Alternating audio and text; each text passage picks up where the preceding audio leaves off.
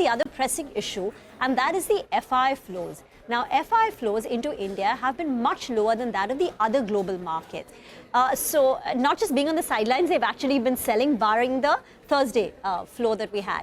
Nigel, do you think they'll come back into the elections? You've done some analysis. Well, we just heard Ravi's view as well on it. And, there are a lot of views actually you get with regard to these FI flows. So let's put it in perspective and let's go across to the wall. So yes, here in India, we're going to be tracking the flows coming into the market and how exactly the markets will shape up. But are the FIs waiting for the bigger trigger? Are they looking at this election result more closely? So let's put some data points on the board. If you look at the FI flows into India, in January, they were sellers, then they turned buyers. And the last 2 months, actually, they turned sellers yet again. And in May, the selling has got a little bit higher.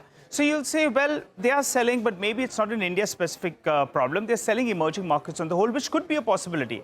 But I said, let's just compare the last 2 months. That's April as well as May.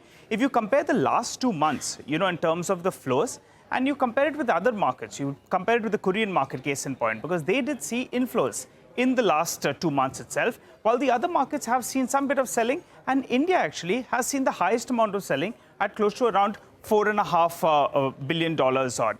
And I was just plotting a chart and seeing over the last 10 years or so, if you look at the holding in the Indian markets, it averages around 20% normally.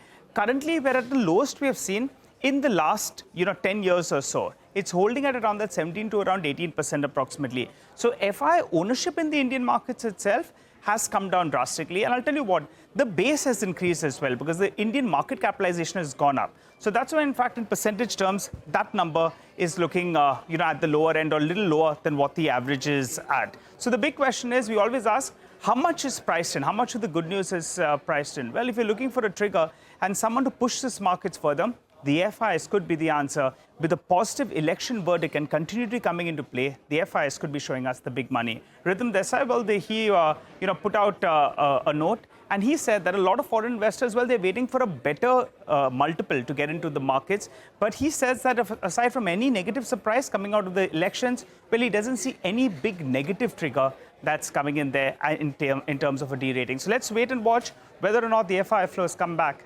in style. Well, let's go.